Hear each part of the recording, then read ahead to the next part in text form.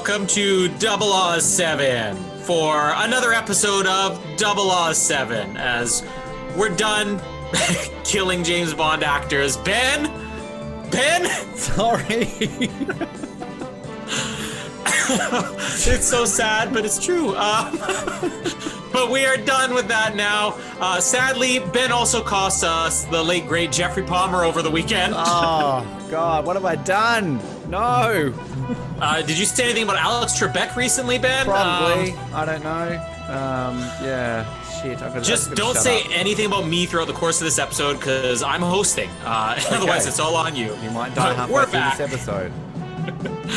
We're back to jump back into our series on movies, not James Bond movies, from other James Bond actors. We have taken you through the craziness of Zardoz, the coked out craziness of the Man from Hong Kong, and now we get into something maybe even just as weird with Roger Moore's favorite non-James Bond film, The Man Who Haunted Himself. And let's get into it. I'm Colin. I am Colin! And my name is Ben, an above-average overworked executive. And if I can't chuck some bloody spaghetti out in my own house, I'm going to emigrate. Take it easy on Mallory, okay? She didn't do anything wrong. Well, that's what she thinks. Maybe. Maybe it was my other half that did that thing. She's off paying for this show right now, so let's be nice to her. Maybe I'll say something bad about her and she'll die. No. Yeah, then you're going to have to get a real job. And a real fiance, not keep hiring these actors. That would be 2 down. How many more to go? See, I just want to point out, for anybody who is watching our lovely new videos that we're doing here, you're going to see something other than, I don't know, car seats or whatever in the background. Now, you still see my treadmill, but you also see the lower half of my Quantum of Solace poster, as I'm currently pointing at Olga Korolenko's hoo-hoo. That was unintentional. Colin, what are they called? The hoo-hoo? Don't know what you can say on YouTube. Let me just move that over to Daniel Craig. I can't point either. There we go. Point at his now hoo-hoo. Right up to his crotch. There we go. His yoo-hoo. Okay. But Ben has an autographed photo of Tommy Wiseau from The Room that is larger than his picture of his fiancée. Yes, it is. Well, I mean, Mallory's never just randomly sent me an autographed picture of herself. So maybe but I've got James Bond. There he is. That's him there, chilling with Jeff. We shipped that couple last episode. So we're relevant. Yeah, and there's our logo. Look at that. You can also sign up on Patreon, which is like... You can. Patreon.com/007. Is that it? Look down there. Oh, I did it again. There it is. It's going to be somewhere on the screen, somewhere over here. Yeah, it's there. No, it's there. It's there. I'm just making Colin do really bad editing. There it is. No. You can get other great bonus content like this episode that we're giving away for free. But you will get exclusive bonus content on Patreon that you will not get here. But something like this, us covering other movies from other James Bond actors. And we weren't really sure what to cover with Roger Moore, because here's the thing. Outside of James Bond, Roger Moore is most well known for a TV series, The Saint. And they made movies from The Saint episodes and everything. Doesn't really count. We wanted to do something non-James Bond-like. And he sort of had a run of war movies in the 70s and 80s, but that's more supporting roles. And we couldn't really figure out what we would cover for Roger Moore. And I think, Ben, you discovered an interview where Roger Moore said that this was his favorite movie, or this was considered the best of his movies by Roger Moore and others.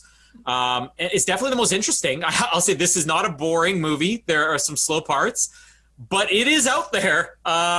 This is, I don't know if you want to call it Jekyll and Hyde Roger Moore. Don't quite understand what goes on in this movie yet, but it's interesting. Man who haunted himself. I'm still trying to work out what happened in this movie. We're literally going to be watching Beautician and the Beast next and going, wow, this is the most coherent movie we've covered so far from all of these actors. It's interesting, and you're right. Like, it's kind of, when we decided to do this and we looked through the actors, like, I mean, there were some that we just, Sean Connery, boom, Zardoz, straight away. We knew we were going to do that. I think we got to Beautician and the Beast pretty quickly. You were pretty quick to do Cowboys and Aliens, and I think even November Man, you were pretty quick for Brosnan. I mean, Lazenby, we didn't really know, so that kind of we got to that one quick. And yeah, I think kind of we ummed and ahed with Roger Moore. I suggested, hey, we could do Spice World, because he's only in that for like 5 minutes. And the other one that we were really close to doing was a movie called The Man Who Wouldn't Die, because I got excited that Eric McCormick's in that movie. And I still think that should be the one we do next, because it's on YouTube. The full movie's on YouTube, so it's easy to find. But yeah, this is, I think, the only movie we're doing out of all these actors where they literally never been James Bond. Like, this was before their time as James Bond. And I went into this not looking at a trailer, not really reading anything about it. I knew maybe the Jekyll and Hyde correlation to it. And this is I don't know what to think of this one. I mean, it's not Zardoz. It makes more sense than Zardoz, but this movie doesn't make a lot of sense in the best parts of it. But I mean, Roger Moore stood by this film. He for his entire life, may he rest in peace, said that this was, I think, the best performance he put in any movie he ever did. And he's pretty good in this movie. So, oh, yeah. He's got some great moments. Yeah. And it's got a bit of a cult following from what I've understood. This movie is kind of and I don't know if that's just because, I mean, I'm assuming it's just because of a Roger Moore thing. But from what I've read, it's, garnered a bit of a cult status over the years. Well, let's just make it clear. This is not a actual remake or whatever of Jekyll and Hyde or an adaptation. It's just sort of similar to that, but it's based on a book. A book, Ben, a book. Pages. If Nicholas Susick wrote it, you would read it. But... hang on. On that note, keep talking. Just keep talking. Oh, keep talking. Okay. Oh, yeah. Ben's going off screen to show that he's read another book. Everyone should buy Beyond the Ice. The case for and against Die Another Day. Available now via all good Amazon retailers. I've got it the other day, and people are watching this on YouTube. There it is. I haven't read it yet, but let's put that on display for people to... I'm looking for a book that I can grab off screen, just so people can... There, keep talking. Let's read the first chapter here. It says here, Ben should play this. Oh, there it is. Look at that. Die Another Day. You're welcome. Thanks, Nicholas. Not fair. You waited till I was walking away. People can also buy License Expired, the unauthorized James Bond. This... Canada only, because the copyright expired. And yes, that is, I think, a ketchup stain on the top there. I have children. They don't keep away from my books. Well, on that note, hang on, while we're just advertising. Hang on. While people are buying books, why not buy Stanley Cup, The Complete History, written by Eric Zweig, forward by Phil Pritchard, Keeper of the Cup, now available. And I'm just going to quickly scroll here. Toronto Maple Leaves. Oh, I'm going to go way to the back here. Way to the back. Oh, I can't find it. Sorry. While we're on hockey, you can also pick up Don Cherry's Sports Heroes. This was my first ever Christmas present from Casper when I think he was a year old, because Casper had a thing for Don Cherry. Not sexual, just well, what's wrong with him? Everyone has a sexual thing for Don Cherry. Come on. Oh, I know. I did at his age, but yes, there we go. Book recommendations over. Maybe we'll talk about the movie. And if you don't want to spend your money on books, spend it on 007 at patreon.com. I don't know why you point up. We should have been doing video. Like, our audio listeners, our loyal audio listeners who have been listening for 5 years going, oh, you're selling out, man. You're going video now. I don't get these jokes. Well, we'll say, if you're listening to this and you've never seen this might be the one time where you want to look at our faces. I mean, not the one time. I mean, our thousands of female adoring listeners want to look at our faces all the time. Colin. Yeah. I will say this. You know what's funny? Jamie actually said, when I said we did the last episode as a video, Jamie actually said, I might actually check out one of your episodes now. And I'm hoping she was talking about me. She wants to see me on. So I'd much rather look at you than listen to you. I'm like, okay, I don't know how to take that. See, we know it's not Mallory. Opposite with Mallory. Mallory's like, no, I look you enough already. It's the only thing she's with me for is the accent. Right? If I didn't have that, then I'd be screwed. Yeah. She's blind and you just never realize it. She's really good at faking. She's very good being blind and stuff. But anyways, The Man Who Haunted Himself. This might be a movie that helps with the video, because you'll get to see a few of the visual things that are crazy about this movie that describing won't be able to properly sell. I don't know if many people are going to be able to find this movie. Let's just say, listen to us. Don't watch the movie. If you can find the movie, watch it. But otherwise, listen to us. It's worth it, and pay us too. Well, yeah, to sign up on Patreon. But this movie is based on a book, back to what we're saying, The Strange Case of Mr. Pelham, which was written in 1940 and then was expanded. That was a short story, and then was expanded to a novel in 57. This had previously been adapted, and I think this is one of the. If I hadn't known this, I might have been a little more forgiving on this movie. And again, I think this is an interesting movie. It's really unique. It's not boring, but knowing that this was done as an episode of Alfred Hitchcock Presents years prior to this kind of made me judge this movie differently. Now, I'm not like a huge Alfred Hitchcock Presents fan. I was sadly unable to find it on the Alfred Hitchcock box that I have that has like 10 episodes of the TV series, but I'm a massive fan of The Twilight Zone, and the two shows are very similar. And once I knew that this was an episode of Alfred Hitchcock Presents before it was a movie, I just kept judging this movie thinking this would be so much better as like a half hour or 1 hour episode of an anthology show. This would fit as a Twilight Zone. I mean, they could do it now, but then it started to make me think, why haven't they remade this movie? Because sure, it's, dated and it's not necessarily considered an absolute classic, but it's got an interesting enough idea behind it that still feels like sort of a unique spin on a traditional story that we've seen a million times, that you could remake this now and it probably would make some money. Yeah, I agree with you, and I think kind of this would be a real good vehicle for an actor who kind of wants to challenge themselves a little bit. And I mean, you could almost argue this could be a good Oscar bait movie, right? For somebody who's kind of got like multiple personalities and things like that. But no, it is interesting kind of. Maybe this episode will get people out there to remake it. I don't know. We've become a bit influential, Colin, over on the Oz Network. We're actually getting emails from people who've made films wanting to be interviewed on our show. Yeah. So one email, but hey, that's all it takes. We are not on the Oz Network right now. We're on 007 where we get spam. But having said that, if you are on the page, why not download the Oz Network? It's a great podcast. It's really worth your time.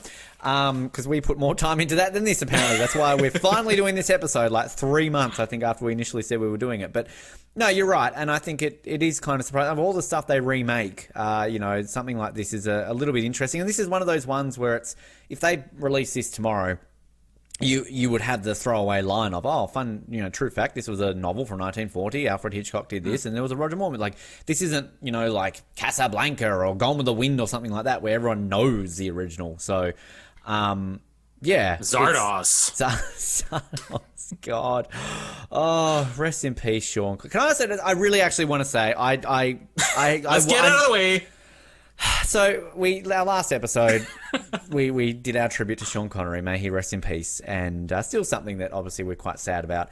And I, even the last week or so, have actually gone back and listened to a couple of our last few episodes. And I discovered in an episode we did, the last episode we did before the Sean Connery tribute episode, which was our No Time to Die second trailer analysis, which again is really dated listening to it. Hey, they're finally releasing this movie. It's not going to get delayed again. We're never going to do another episode of No Time to Die.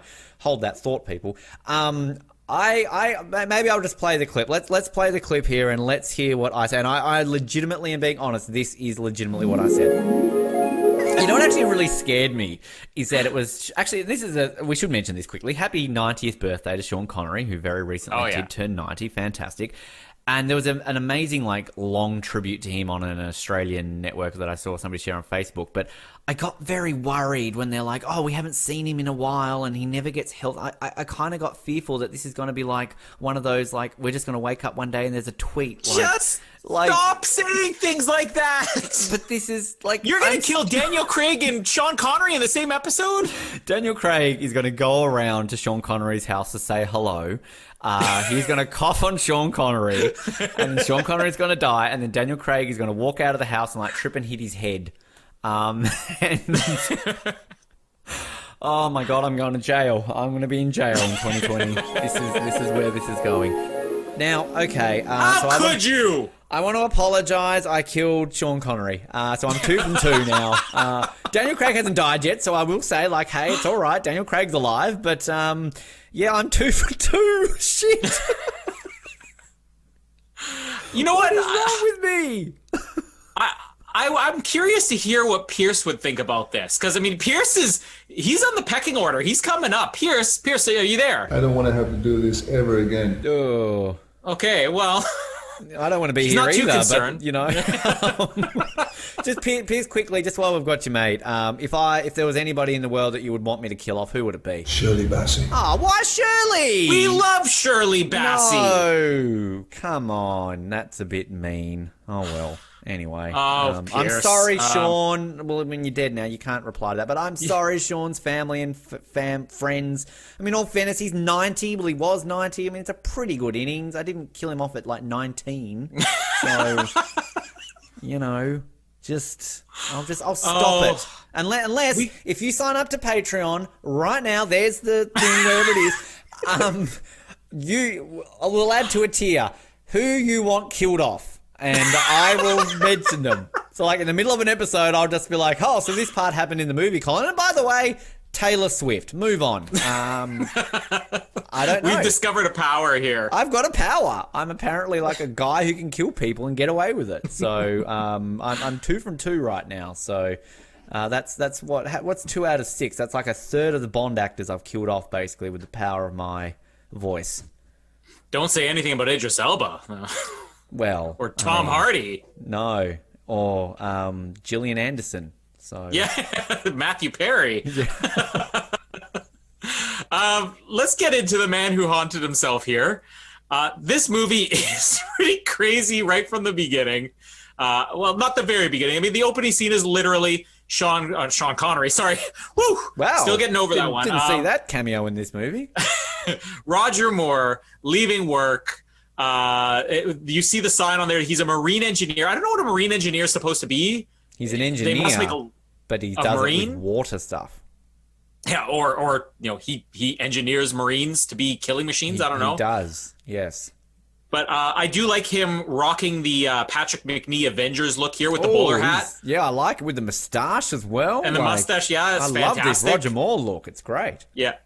Yeah, and it is different. And we should also, as we mentioned already, this is, 3 years before Bond, but it's really the only movie he made in between The End of the Saint and him starting as James Bond. I mean, there was another movie that came out that he sort of made before The Saint ended or around the same time, but this is it for him. This is his transition. And I think there are a couple of kind of fun Bond-ish moments in here where you could see why they would give him another look. I mean, Roger Moore was always in the talks anyways. Well, I was going to ask that really quickly, just to refresh mine and our listeners' memory. So he was always in a conversation of being, was he not initially one of the original choices in Dr. No as well? Or am I remember that? Going all the way back, they had talked about, what about Roger Moore? But he was doing The Saint. And then it was the same thing with On Her Majesty's Secret Service. They said, what if we could get Roger Moore? But he was doing The Saint still. I mean, he was wrapping up The Saint around the same time. So yeah, he'd been on their radar for a long time, which the same thing would happen. This is basically how all Bond actors were cast after that. Somebody that they just watched for years, because Timothy Dalton was in discussions for On Her Majesty's Secret Service, but he was only like 22 at the time. And they said, no, he's too young.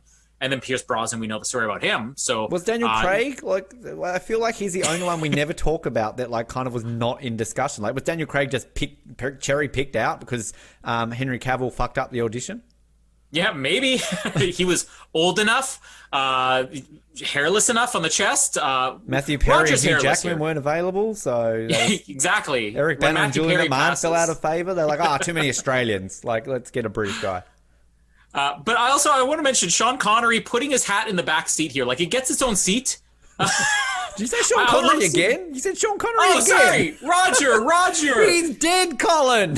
I have literally been watching Sean Connery movies all week, so it's all I think about. They're actually just on a tangent. They're starting to show a few Sean Connery movies at the cinemas here in Victoria. So I think The Untouchables they're showing, and Indiana Jones and The Last Crusade is on at the moment. So yeah, I this past week I went on the Cineplex app to see what was playing, and then I remembered that we're shut down right now, so there's nothing. We're gonna miss Connery Fest or whatever they're calling it over If they start showing the Connery Bond movies, I'd be very happy, Cineplex. Please do that. I'm still disappointed that they didn't do that, because we know in Australia they got these big marathons going on. You follow James Bond Down Under to see all those, but nothing Great here. Maybe show, James Bond Down. In all seriousness, shout out to them. I feel like we've not ever really mentioned them, but they actually do some great... big follower of ours, shares a lot of our stuff. Tried to get them on the show. Do a lot more for Australian Bond fans than we do. So exactly, even more than Spectre, etc. Oh, that's a hard call, Colin Hilding. They haven't had an episode in 4 years, and they retired on top. But anyways, the hat gets buckled into the backseat. Let's just say he buckles up his hat. I like it better that way. Roger Moore is driving very safely in his car, and then somebody just snaps at him. He gets a crazed look in his eye. And it is visually, I mean, it dates it, but it's interesting because it's Roger Moore. It's interesting to watch him do this really cheesy. I love the look. Mustache, really. Yeah, it's really funny. Yeah, he's nuts in this movie. Or at least half of him is nuts. He starts speeding through the highway, driving all over the place, takes off his seatbelt.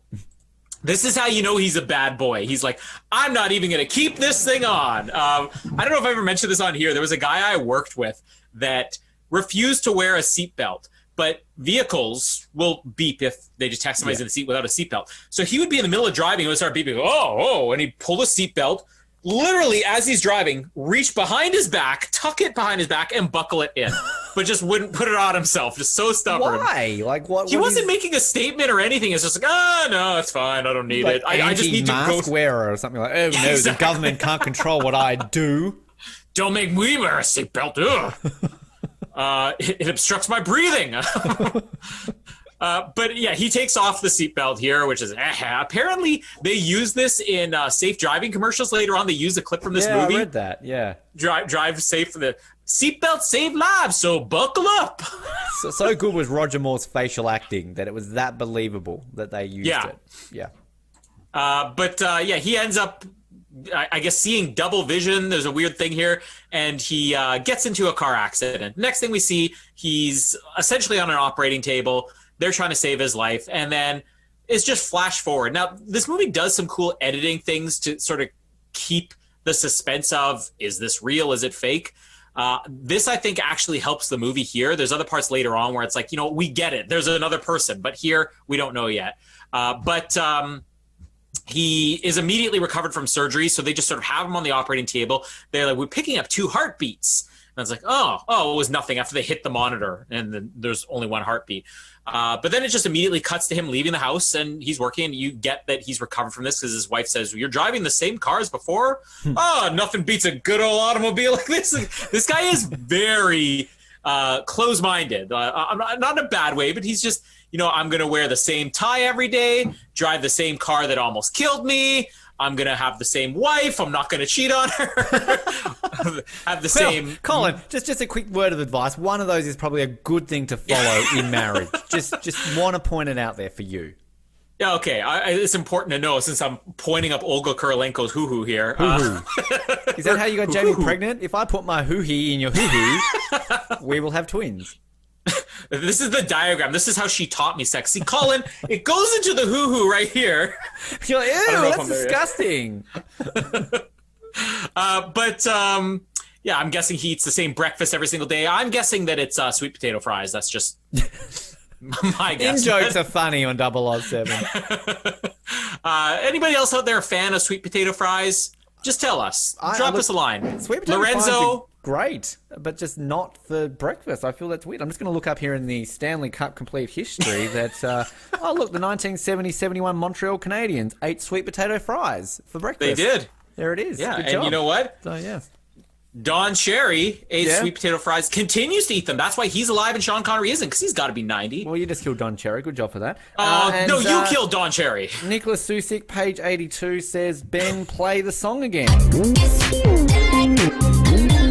Oh, there it is. Okay. Thanks. We are never having Nicholas back on the show if that's actually in the book. Wow, he's really forward thinking. I really appreciate him. So good for that. Can I also just point out too, Colin, you obviously are the one who editing the video. It's great that we've got this new video thing. In all seriousness, if you're listening to us on audio, 007, we're on YouTube now. We haven't advertised yet. Maybe we will. And there. But when you do the editing for the clip, I noticed that in our Sean Connery tribute episode, when you did the Die Another Day song, you actually added more of the song than I play in the audio.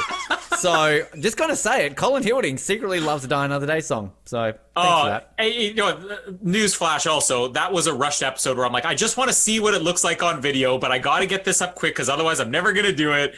Now I will start using the podcast audio and we will have less Madonna. And remember, folks, if you subscribe to our Patreon, which wherever it is, you will get Colin Hilding doing a live singing version of Die Another Day on video, which is just going to be great. Yeah. Boy, I'm looking forward to that. We'll take your money, though. I'll do it. I'll do a lot of things for money. Wow. Yeah. Jeez, Jamie tells me that's how Jamie got 3 kids. Yeah. Just paid me. Like, put your hoo-hoo in my hee-hee. I don't want to. Here's $10. Okay. Come on, Ben. It's hoo-hoo and yoo-hoo, okay? Hoo-hoo, and yoo-hoo. And yoo-hoo. Hoo-hoo and yoo-hoo. You see, when a man and woman love each other, the hoo-hoos and the yoo-hoos. The hee-haws and the hoo-hoos. Yeah, we will do Colin's version of the Facts of Life for you on Patreon. We'll, whatever you want to pay us I would for. love to see Colin's version of the Facts of Life. Like, that would be a very weird version of the Facts of Life. Like, hey, here's a hoo-hoo and the hee-hee. And I don't even know if you know what they look like, Colin. You're just chilling under the covers. So what's this thing between my legs and where does that go? What's that thing? It's wet. Ew. I might not know. We'll have to get Jamie milks you. Jamie milks it out of you and then puts it in a cup and then gets the basting wand and just sticks it in. Boom. Like, you are still a virgin, let's be honest. You know, did I leave this camera running over the last 2 weeks? Apparently, you're inside our heads. Speaking of virgins, Noah can't get a date. Move on. Yeah. Poor Noah. Not here to defend himself. We gave him a chance, too, last time. What did we ask him this week? Give your thoughts on... What was the thing we said to those little title cards you said? Noah Groves, wise man. And he's like, what? Yeah. Huh? Literally, his only response. We're like, oh, we were just talking about you on air. Guaranteed he has not watched that video. No. Anyways, back to the movie here again. Sean Connery's at work. He's in a business meeting about a murder. It's Roger Moore. Roger Moore. I can't get over Roger Moore. What have you done here? You killed Connery, and I'm never gonna get over it. Hang on, just keep talking. I'm gonna help you out here. Just from now on, again, for our video people, every time you say it, I'm going to hold this up just for you to be able to read it. Roger. Roger. I'll even draw a picture. You keep talking. I'll draw a picture of Roger Moore for you. Okay. I can't wait to see the picture. Okay. So Roger is in a business meeting. A lot of fancy British men here. Noah would have tuned out. I kind of tuned out too. Every time they're in these board meetings, I don't know what they're doing here, what they're talking about, what's going on. He has a brief discussion with his boss. I pointed out, we'll show this on the video too. His boss is wearing very heavy blush. Like, he looks straight at Boy George at a culture club. He got the mustache. That's nice. I was just saying, you're not looking at my picture. It's funny. Look at that. It's Roger Moore. Again, audio listeners, watch us on YouTube. Yep. But yeah, a lot of heavy blush on his boss. Don't know why. Connery. Roger! Roger! Roger, there's the picture. Show us, Ben. Who's that? Roger Moore. Roger. Jesus. Goes swimming. And what a body. I mean, this is the original, this is the OG hairless Bond. Like, that's a beautiful body there, right, Ben? Your mom loved him. I would agree. Sean Connery looks fantastic there. Oh, sorry. Roger. More hair on his face than on his body, but how a man should be, not. There should Yeah. be more. It should be this beautiful stuff. There it is. There's a treat for our video listeners. Not nearly as much for me, but still something there. All right, get Jamie in. It's her turn. Is she the chest hair judge, or is she competing in this competition? Oh, boy. All right. Yeah. What happens here? Anyways, they're swimming, and while they're swimming, there is a photographer doing some photo session in the water. She kind of gives Roger Moore a knowing glance. Roger Moore, a knowing glance. And he's just like, hello there, you know? Hello there. Anything else? He comes home, and his friend is there, who said, you invited me over for a drink. Now, this guy is completely tanked. I don't know why he is the source of another identity existing, because every time we see this guy, he's got a drink in his hand, he's slurring his words. And he's got a reputation. Like, literally, his wife later on is like, stop making your silly jokes. And he's like, what? Like, they could have picked a different character to make this a credible story, but this guy, I love, too, that he's hitting on Roger Moore's wife, too. He even says, it's like, oh, don't worry about the fact that you missed the whole premise here. This is going to be the same premise for literally every scene for the next hour of the movie. Roger Moore walks into the place like, oh, hey, it was nice of you to call me up the other day. I didn't call you. Oh, it was nice of you to stop by. No, I never stopped by. Oh, thanks for inviting me over. I never invited you over. Who's doing all this? But this one friend here is like, oh, I'm glad you didn't come home for our mandate because I get this pretty lady to myself. And then he starts laughing. And he even kind of gives him the, we'll keep him guessing, huh? What a terrible thing to say. Like, if Ben comes over, I forgot, or my doppelganger invited Ben over, get that smirk off your face. I'm ready. I had to explain to Jamie why we constantly are talking about her on episodes. And then I basically explained the story. I'm like, oh yeah, Ben's implying that, you're going to leave me for him, or when I die, he's taking you or whatever. She goes, can you just tell Ben I'm not interested? I'm like, oh, okay. She's not interested. Jamie. She likes chest hair, but just too much on you. No, I'm going to work my way in. Don't worry, Jamie. It'll happen. But then again, she wanted to tune into this podcast when we went video. Yeah, see, it's all this. Oh no, I'm totally not interested in Ben. Well, do you want me to read the messages I got from your wife during the week? Give me a good recipe for keto buns. Yeah, I don't know what that means. She wants my keto buns. But anyways, imagine Ben coming over to my house and I forgot that he was supposed to come over, and he's like, oh, I got this pretty lady myself, and he starts nudging Jamie. We'll keep him guessing, eh? And she's like, get away from me, you. Put your shirt back on. Jamie, what's that chest hair doing in your fingertips? Was Patrick Stewart over before? Gray. It's gray and shriveled. I don't know why shriveled, but I think they're all shriveled. Anyways, so this is the first of essentially many. I'll just sort of breeze through a lot of these things here. We get the setup too of him removing his collar. Was this ever a thing? I don't wear ties, so I wouldn't know. I don't even wear collared shirts. I wear 007 shirts, if you can see that. But the collar is removable. Like, I have heard of clip-on ties, but this is a clip-on collar. So what does the rest of the shirt look like? I didn't look closely enough to see when he removes his collar. Is he just wearing like a t-shirt? Like, it's a weird thing. I've never even heard of this before. Yeah, me neither. I don't know if I paid that much attention to it, but if I'm looking at this now, yeah. Oh, he's got like a turtleneck on, or did he put that? No, he put that turtleneck on. He put the turtleneck on, yeah. Yeah, which, I mean, let's be honest, bring back the turtleneck. That was a... No, it is. Okay, so I'm looking, he removes the collar, and it's kind of like... It's almost, there's like a bit of a collar, but it's almost like a priest, kind of like a thin line. Kind of looks like one of those, like, on like in Titanic, how the White Star Line people have kind of got like a flat, kind of like almost like a ring around their neck. Yeah. It looks like one of those. And if you watched our video, you could see that right now. Yeah. And know what we're talking about. But let's make clip-on collars a thing again. Come on. It just always reminds me, whenever I hear the word clip-on, we brought this up on an episode recently. I don't know why Inspector Gadget keeps coming up, but it's that one where you've got the fake Inspector Gadget and like, hey, it's just clip-on, and he just falls off. Yeah. I've gone through my quota of Inspector Gadget mentions for 2020. I feel like there's a Titanic. law against that. Even though Inspector Gadget, good movie, underrated. Watch it. I don't mind it. Yeah, it's one of the better cartoon adaptations. Yes. We've been through worse over on the Oz Network.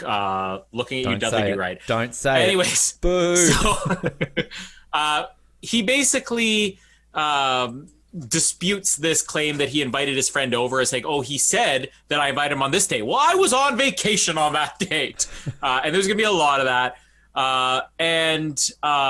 His kids, he puts his kids to bed, and they have kind of a funny kid joke here. I actually didn't mind this joke. They said, what type of boat lies at the bottom of the sea and quivers? And the answer is a nervous wreck. I gotta teach.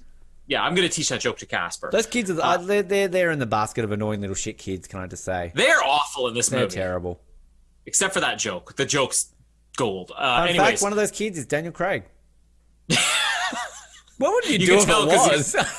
Very bare chest for that child. Sorry, nervous wreck. But we see the first glimpse of the mysterious car outside, the sports car that I also at the beginning of the movie, when he starts seeing the double vision, it changes to a sports car from the bland car that he was driving. When he's back at work, he has a mention about, they're talking about, maybe a mole being in their company, because of this merger. Stuff is leaking out about this merger. And he has a line here about, espionage is not always like James Bond in On Her Majesty's Secret Service, which I think is great that Roger Moore mentions James Bond in a movie before he's James Bond and mentions the James Bond movie that preceded this, On Her Majesty's Secret Service. And that's why I wanted to kind of clarify the whole, how, was this a thing? Had he signed on at that point or something like that? Because even if he's in talks, it's a bit funny, but it's kind of one of these things that I think if people probably watch this now, it's like, oh, ha, ha, ha, because you did this and you were James Bond. I get it. But this is before James Bond. This is before he ever. So it's kind of like one of these things where maybe it was put in there because he was constantly talked about being James Bond, or maybe it was just a case of, well, who's the biggest spy in the world? Let's mention a James Bond reference. So it's kind of funny, ironic, whatever the words are you want to use here, that they use this. I actually really like it. Mm-hmm. And when they're back at home, there's a quick moment here that I had to make note of Jamie mentioning this. Also, we're living through this right now. She basically says that he is middle-aged because he's always turning the lights off. Which, I mean, if you pay for hydro, I don't care what age you are, you're turning the lights off. Oh, you're such an old man. Jamie heard this line, and she goes, man, if turning the lights off makes you middle-aged, I have been middle-aged a long time. Because she's always like, turn those lights off. And my brother's wife, my sister-in-law, leaves all of her lights on all day. It'll be in the middle of the day. Windows all open, curtains open, lights on. So this on-air light's really pissing you off right now, then? It is right now. Turn it off. You're wasting electricity. But Casper is in this phase where he just wants to turn all the lights on. Except for at night, he leaves his bedroom light on all night. He's not even scared of the dark. It's just he is legitimately OCD, and he has to have everything exactly the same way. It's just the way he is. And he got into the habit of keeping the light on when the time change happened and the sun started setting earlier. And he's like, oh, it's too dark already, so I'll turn my light on. Now, every single night, we have a routine. We charge batteries for a rechargeable night light he has. And we get it as charged as we can, so it'll be as bright as possible. We go in there at about 10 o'clock at night. We switch off his light, turn on the night light. Every single morning, his light is on. He doesn't wake up being like, oh, no, it's too dark, because this night light is as bright as his actual light. But he just switches the light on.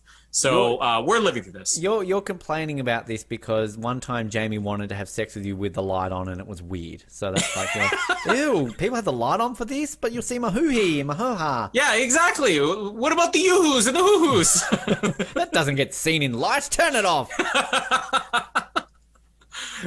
I mean, who even knows if it could live through the light? Yeah, exactly. We're like, it's always dark in my pants. So as soon as the light comes on, it's like, what's that? It's like when you get in cold water, it just sort of shrivels back in. Yeah. Ah, natural light. Yeah, exactly. Cold water, that's when it's small.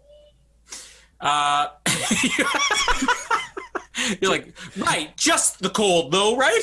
Took you a while there. Go on. Roger Moore. Anyways, I love that Roger Moore in his pajamas keeps his buttons half down, so he's got that glorious bare chest. I wonder if the bare chest bothered. I actually wrote in my notes, does the bare chest bother you, Ben? Because you're so bothered by Daniel Craig's. But he's not Bond yet, so nah, it's all good. Oh, so only after becoming Bond. Well, it's like in Tomb Raider when you've got Daniel Craig all naked and sexy in the shower, right? Like, that's fine. Like, Angelina Jolie takes a look at his hoo-hoo in that scene, so... There is a lot of sex talk here for this 1970 movie. 1970s sex talk. Make love to me. Like, yeah, exactly. This is how Colin thinks sex talk is, right? That's what he knows this is sex talk because it's like, make love to me. Well, and you can't say it out loud too. It's sex. If you're gonna say the word, it's sex. Put your hoo-hee in my hoo-ha.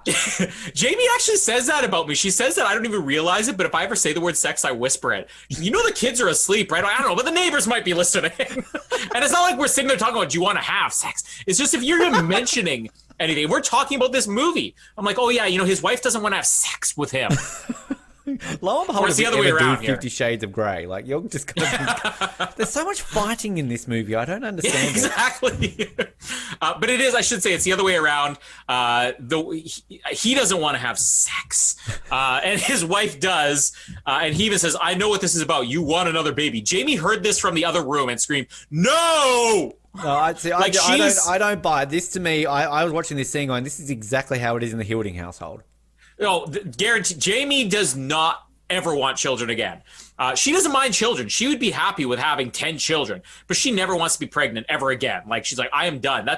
There is a running thing where Jamie's go-to phrase is, yeah, but you know what? Never again. And there are people who I started telling about this, and they thought I was joking. And then Jamie would come and visit, like at work or something like that. And just in random conversations, they'd be like, oh, yeah, so how are things going? It's like, good. Yeah, it's nice at home right now. Yeah, but never again, just so you know. Like, we go to the grocery store. People are like, oh, that's a nice baby. Yeah, it's our last one, by the way. We're not having any more. Like, she will go out of her way to tell people, we are never having children again. She's essentially which is why she ashamed of her responded. children. She's essentially just always, never again. God, these little shits. I love how you say, like, she never wants to be pregnant again, implying that she wants more kids but doesn't want to have them. So, funnily enough, we've just mentioned Angelina Jolie. So basically, Jamie is Angelina Jolie. So you will have she's gonna start adopting. You'll have the United Colors of Benetton in your house very soon, essentially. Yeah, Jamie, no more kids. Stop bringing those kids home. See, if I bring kids home, I get a lawsuit. Jamie brings the kids home, it's fine. Double standards much? Let's move on here. He starts to find out that. I guess it was at some snooker club that they keep referring to as where he invited his drunk friend. So he decides to go there to dispute this claim. Again, this is half the movie, so I'll kind of breeze through a lot of this. I said that about 10 minutes ago. So at the snooker club, he expects to be like, you know, when that drunk was in here, you know, he claimed that I'm like, oh yeah, here's the money that I owe you for the game last Thursday. Whoo, Thursday. They actually show a flashback here. I do like the flashbacks in this movie because you get so few glimpses of whether or not this other identity is even real that it's nice when they get like this moment. It's like, oh yeah, this is exactly how it went down. You were playing like a pro. And then, you know, I owed you money and here it is. So he even goes home and tells this to his wife. And there's Roger Moore acting in this movie. He gets a couple of like really solid dramatic moments I don't think we've ever gotten out of him before. Because when he goes to tell when he goes to tell the wife about it, she's even like, oh, it's just those jokers playing jokes on you again, those drunks. And then he basically says, you know, I was given money. They're not giving me money if it's a joke. Or, oh, sure they would. They're elaborate and drunk like that. Anyways, they go out gambling. This is, I guess, almost a halfway point of the movie, so I'll kind of leave it here. They go out gambling because the wife says, no, I want to lose some money. She actually says, I want to lose money. Like, no wonder he's concerned about the lights being on. You throw money out the window. Let's just leave the lights on. Who cares about the hydro bill? Oh, you want to gamble just for the purpose of losing? Go for it, okay? I understand why he doesn't want to have sex with her. Sorry, sex. She wants to have the same way every single time. Yeah, exactly. I want to have bad sex with you. This is the type of woman she is. She's a starfish, let's be honest. There's something very funny about this one. We're going to get to the end credits. I don't quite understand it, but anyways.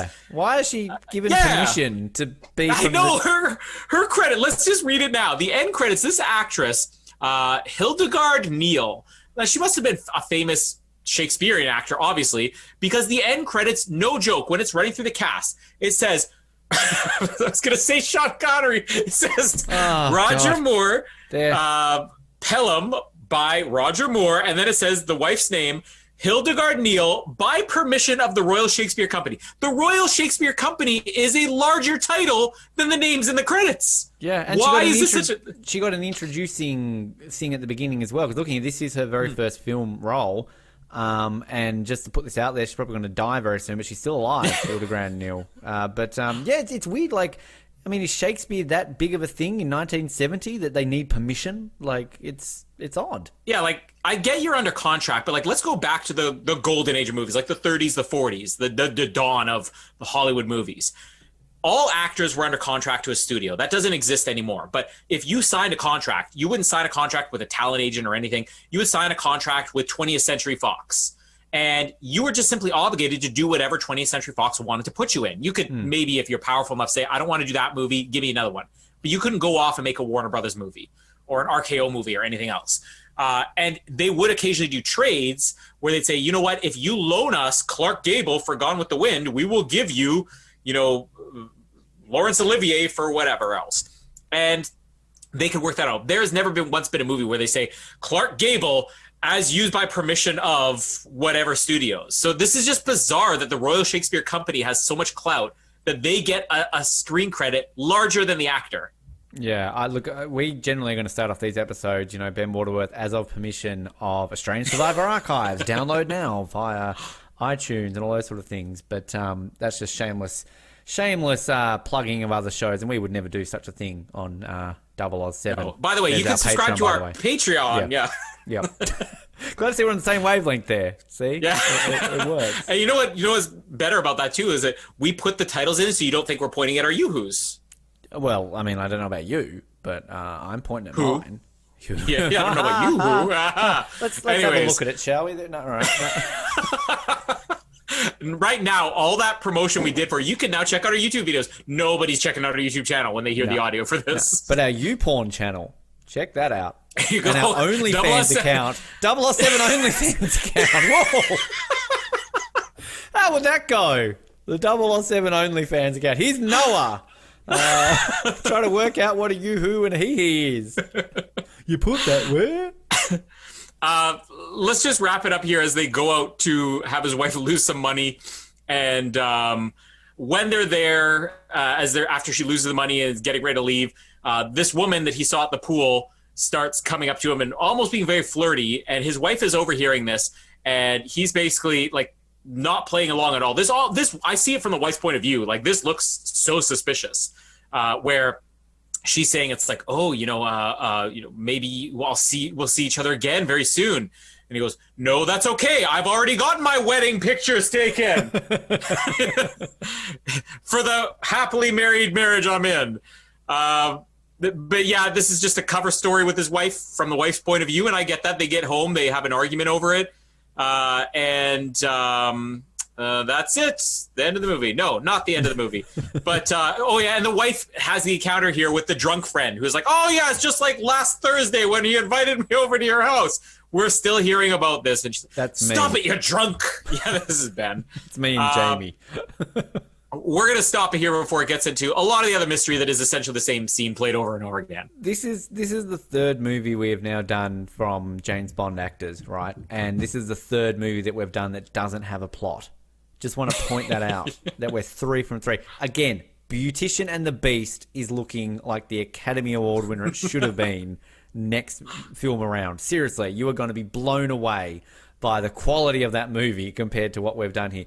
I'm going to be completely honest with you. I zoned out a lot in this movie because I didn't understand a lot of it. This was very Zardoz-y to me in the fact that it didn't hook my interest. And, like, it's not as bad as Zardoz. I'm not going to rank Zardoz above this movie. Don't worry. But at least I feel with The Man from Hong Kong, like, I was kind of, like, I didn't stop watching it. And I just don't know if it's just this movie's complicated or it's just odd or it doesn't have a plot. But, I mean, I do love the beginning with, snooty Roger Moore, basically, and, does everything from looks at the Tower of London to look at his watch. Everything's on time. And I love it when he looks at his speedometer and it's like 40 kilometers an hour. Oh no, I'm doing 45. I better do 40. Like, this is me. I am that way, inclined with the speed limit. Never got a speeding ticket in my life. And never will, because there is no excuse for speeding. Kids, listen to Uncle Ben. You know what? This is the guy who has killed 2 James Bond actors because he said something on air. Speeding tickets coming next week. Yeah, well, probably. You watch now. It's going to happen. The stuff that I really appreciate from Roger Moore in this movie is his facial acting. I think that's where he kind of, shines. And we've always talked about that him as James Bond, that he's got these looks, right? Like his one-liners and these facial expressions always, suit his Bond films. And this is just a Roger Moore thing, clearly, because like this opening sequence, all his acting is him just realizing that, oh, I'm different. Like he's kind of got that look on his face, like, oh, I feel slightly weird. I'm going to speed now, and I'm going to he kind of goes from shocked to, I'm evil. And it's like the big evil thing is, oh, he's undone his seatbelt. No, Roger, what are you doing? I do love this opening sequence, though, that for whatever reason the filmmakers feel that to show speed, you need to zoom in on the hubcap of a car, because that signifies speed. Like, look how fast the wheel is spinning. That must mean he's going very fast. I recently watched, when I say watched, I watched the first hour of it and I wasn't really into it, so I didn't watch the rest of it. The Ricky Gervais movie Ghost Town. Which, okay, but when I say I wasn't really into it, I think I was just at one of those nights where you start watching something like, I kind of want to go to bed or something like that. So I didn't watch the whole thing. But the opening of this movie reminded me of the opening of Ghost Town, where basically Ricky Gervais, goes in to get a colonoscopy or something like that, and he wakes up and halfway through he died and he can speak to dead people, essentially, right? So somehow Roger Moore has gotten the side of him on a hospital table that comes out. So Ghost Town, very much influenced by the man who haunted himself. So, like, I mean, I don't know what I really have to add on everything you said, because, you know, from this point on, it's just, you're right. Like, it's kind of the same scene over and over again. Like, oh, you played snooker with us last Thursday. No, I didn't. Yes, you did. No, I didn't. Yes, I did. Okay. Oh, you met me at the pool and had sex with me. No, I didn't. Yes, I did. No, I didn't. Yes, I did. Okay. Oh, you're for the merger. No, I'm not. Yes, I am. No, I'm not. Yes, I am. Okay. Like, that's all it is, right? Like, that's all this movie is, which is kind of odd. And yeah, the kids are annoying. The wife's kind of a bit of a pain. The drunken friend is hilarious but annoying. I feel sorry for him. Like, I legitimately feel sorry for him, because, like, every single time it's like, oh, shut up, Jeffrey, you jokingly buffoon. He's always got this look at his face like, oh, like oh, fellas. Come on. He's Cable. Oh, fellas. Let me be involved. No, I can't get a date. I've got kids and I'm married. I'm cooler than Noah. So, yeah, it's like the other friend, the other kind of his business colleague or whoever he is, he's kind of there. But, like, I don't know where I was going with that point. I swear his wife and the seductive woman in the pool is the same person again. I swear they look the same. They do look similar, yeah. When they're out at dinner, and what is she all like, oh, let's do something different. I'm sick of being suburban.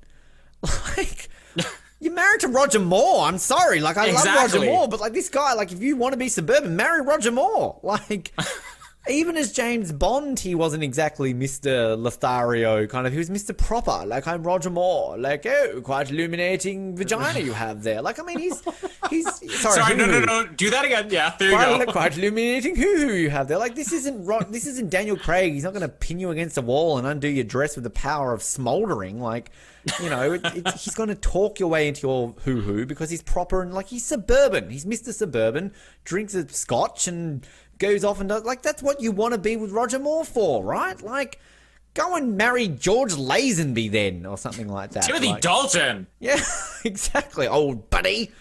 Wild man. Wait till you see him and Fran Dresser. Woof. Basically talks his way into her hoo-hoo. That's his old buddy.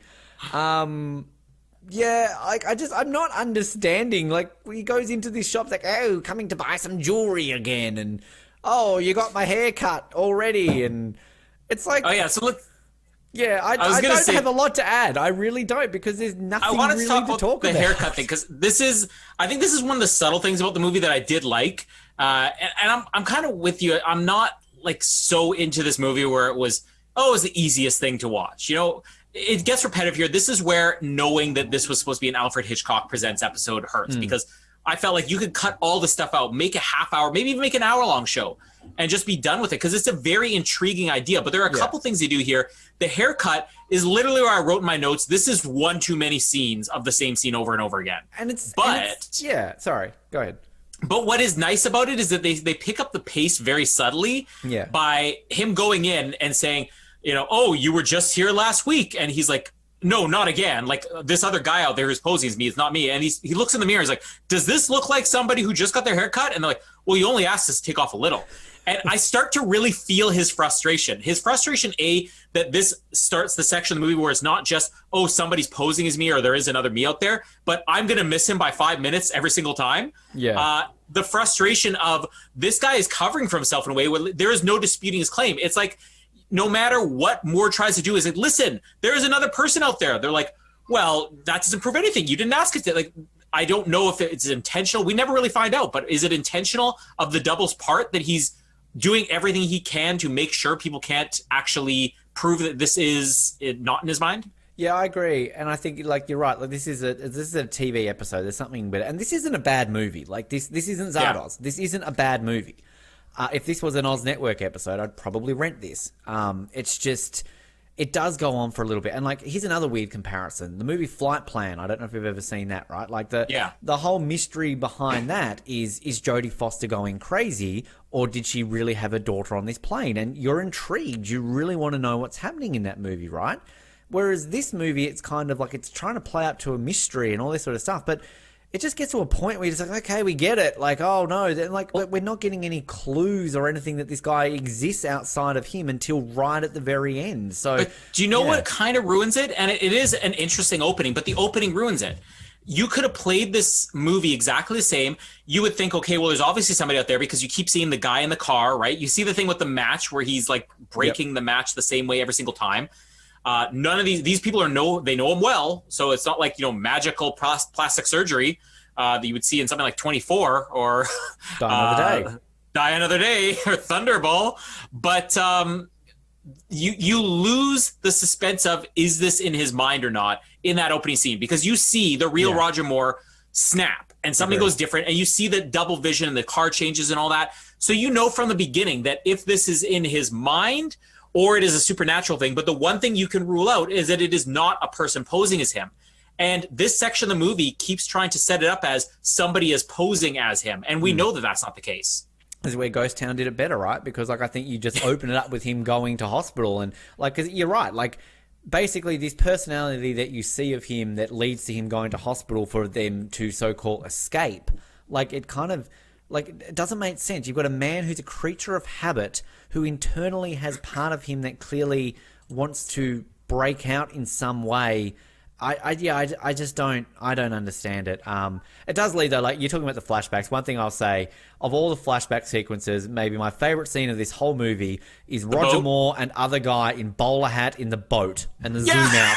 Yes. So weird. I am going to play a clip of that. Please play that We're clip a little right bit now ahead for our video people. We're a little ahead. People can watch it right now if you want to check out our video. Look at us up on YouTube. But they are in the back of the boat. Now, the camera is zoomed in at the beginning. You don't know they're on a boat. You just see two men's faces inches from each other, literally looking like they're about to suck each other's faces. Can we recreate this on Zoom? I realize that our cameras are kind of opposite endings, so you need to direct me, because I think when you record it's different. All right, turn.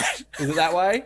Am I facing the right way? Okay, I'm going to move away from No, you're facing the wrong way. You got to turn around. Okay, because this is where it's opposite on mine than it is to yours. Face me. Okay. Well, I was facing you on my side, but on this side it's not. Okay. Yeah. Right. Okay, so this is that scene. You have to look really intense. Okay. All right. So they're in the boat. They're face to face like this. You're watching it right now, maybe even on the same screen. It looks like they're about to make out. Get closer to me, Colin. You're not close enough. Where's he going? There he is. Stop showing me your ass.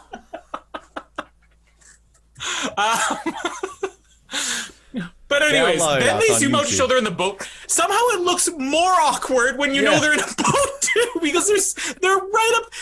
This is the only place that they meet where they are in complete seclusion, complete privacy, and they feel like they need to be this close to each other. Yeah, it's weird. We won't know until this is over if any of that worked. What do you think of that, James? Yeah, I agree. Yeah.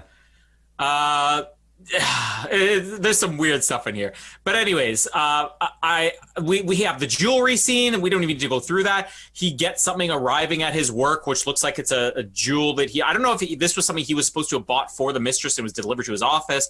He goes to find the mistress. She comes out wet and in her underwear. That perked me up a little bit.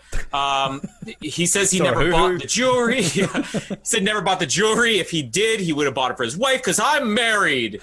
Like that would hold a real man back. Anyways. Colin's Lothario ways out there banging half of Winnipeg. Yeah, having all that sex. What is Winnipeg sex like? Just snow boots? Here's the funniest thing. I would never cheat on Jamie anyways, but she'd cheat on you. Often, we know she has. I guarantee. She's doing it right now upstairs. Keanu, get Jamie, out. go home. I told you. Colin loves you. She's so horrible that she drives to Victoria without you knowing. But sometimes she'll kind of joke around and she'll be like, "Oh, were you off with another woman?" and I'll be like, Jamie, you know very well there is no way I could ever cheat on you. I can't have a conversation about sex without whispering it. How am I going to have sex? See, Noah wishes that he had a Jamie to like, oh, like, Noah can't even get Jamie, basically. So, Yeah. well, he probably could, but I mean, he's tried for one of our spouses, so he's going to try for another. he had vision, locked Tunnel in. vision. That Yeah. Roger Moore craze look in his eye. Thank you, Noah, for continuing to listen to the podcast. I miss Noah. I really do Gotta miss get him Noah. back. We'll find a way to do it. Yeah. We'll bank a bunch of these episodes, and then we'll just tell him, you tell us when to record, and it's gonna be like 4 a.m. for us, and we'll do it. Remember that time that Noah like just cried because I ranked Die Another Day so highly? Remember that time Noah fell off his chair? Remember that time? Oh, the falling off the chair! Noah. Which come segment back, is that in? Noah. The clip of that. The clip of that. What about the clip of that? Do I have The clip of him falling in his chair. We use that in one of our intros. Oh, we do. In the yeah, you'll hear it at the end of this episode. I can't remember which one it is, but What I will. It's not going to be on this episode, but I will figure out how to do an animation of Noah falling off a chair to that, so we can have Noah falling off the chair. Was it on this show when we had the car? It was on 007 when somebody beeped the horn. It's like beep beep, and then he cracked up laughing. And when he used to be in his shed and it started raining. When he's in the shed, Noah recording from his shed and torrential downpour. And his so many computer memories. used to take off. Yeah, the middle of the episode. No, if I find you a date, can you come back on the show? I really miss Noah. I will get you Olga Korolenko's hoo-hoo if you get on the show. Well, that's not that hard. I mean, it's pretty easy to get that. Pierce, Craig, they both had it already. Yeah, Rowan Atkinson had it. Anyways, Rowan Atkinson, what? Johnny English 3. Oh, yeah, that's right. Yeah, she is in that one. Anyways, let's just breeze through the end of this movie here.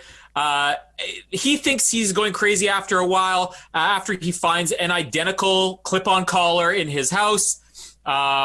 He goes to see a psychiatrist at one point.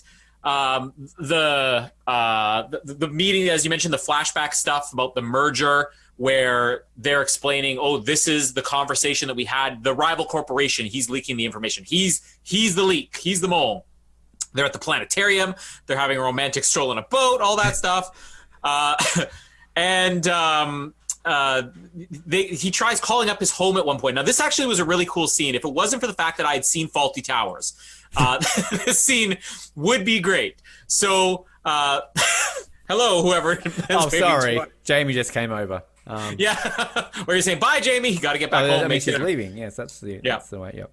She'll be home in 3 days. It's fine. Yep. But yeah, when he calls home and it's sort of like he's saying, oh, this is Mr. Pelham. And Manuel here on the other line is like, K, yes, I will get Pelham for you. I don't know what is the accent there. But he even has a line here that was just like, it really made me laugh. Where he says, no. It's like, I am Pelham. It's like, what a name should I say? Like such a stereotype here. I think his name is Luigi in the movie. And then Roger Moore, what the devil are you saying? Getting really upset. I loved this scene with Manuel here. Which I don't understand. Like, when did he have a butler? Like, he just appears out of nowhere. Yeah, it is weird because he mentions earlier on, he says something about, oh, whatever. I'm guessing one of the kids' names. He says, and Luigi. And I thought Luigi was one of the names of his kids. Yeah. And then we see the butler here. I'm like, oh, that's Luigi. But yeah, we should have seen him earlier in the movie. Yeah, it was just kind of came out of nowhere. It's like all of a sudden, like, boom, guess what? I've got an Italian butler called Luigi. Yep. Yeah. But we get another crazed Roger Moore as he's speeding. You mentioned the facial acting. It's a long sequence here, him speeding towards the house because he realizes this double is finally there. He's sweating, he's speeding, he looks crazy again. He misses him again by a minute. So again, I really do like this frustration of you just keep missing him. Really weird sequence here. We'll have to throw the video up. If people have not seen this movie, you can see it. The psychiatrist. So when he's first talking to the psychiatrist, he is spinning in the chair as the psychiatrist is spinning around him. Like I don't know if it's a filmmaking trick or something. Like they thought this would be really, really out there. But I don't get why the psychiatrist has him in a dark room, is already walking around him in circles as the camera spins in circles, as the chair spins in circles. It's just, I got really dizzy watching. It's like effective filmmaking, but it doesn't make sense how this psychiatrist is spinning him for no reason. The psychiatrist, you won't get the reference. I'm sure Noah will, and a lot of our other more educated listeners.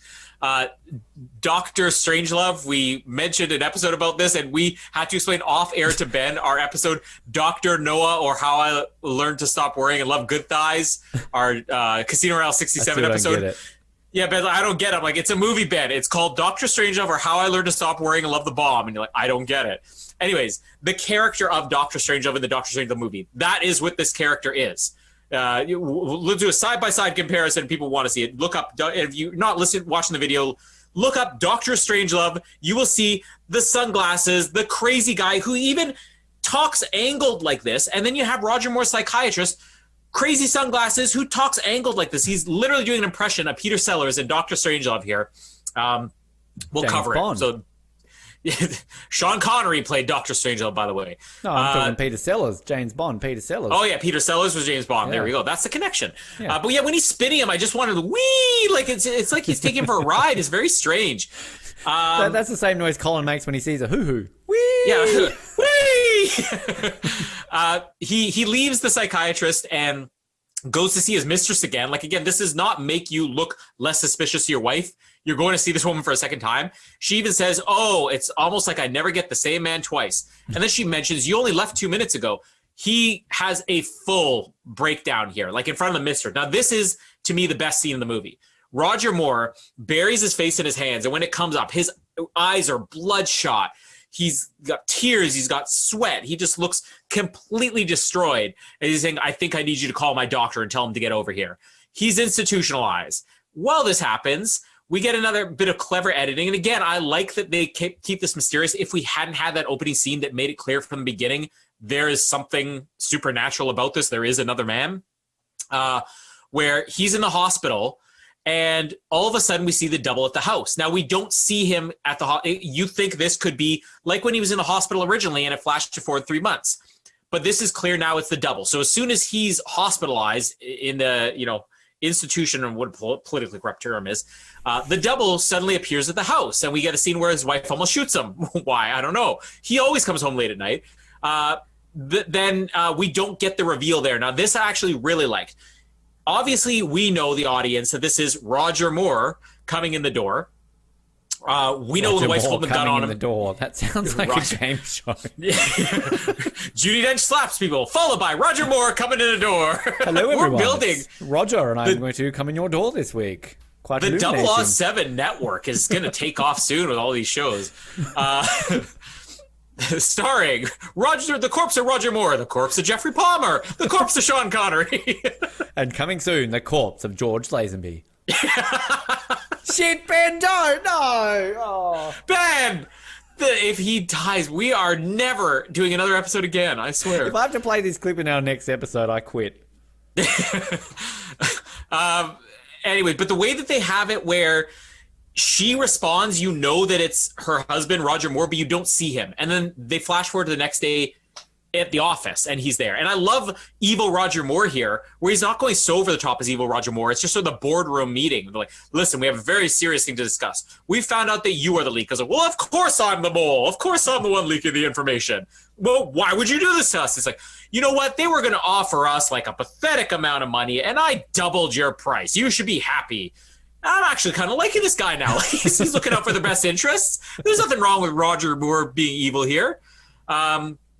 He's got his wife excited again. They're out dancing. That band playing that cheesy song, and I'm sure you've heard it. Door, Roger Moore. Yeah, they're having sex again. They're having sex. I don't mind evil Roger Moore. He's a good guy. He's a good dad. But good dad. We know he's a good dad. The other Roger Moore thought Luigi was one of his kids. Okay, like he couldn't even keep his butler straight from his kids.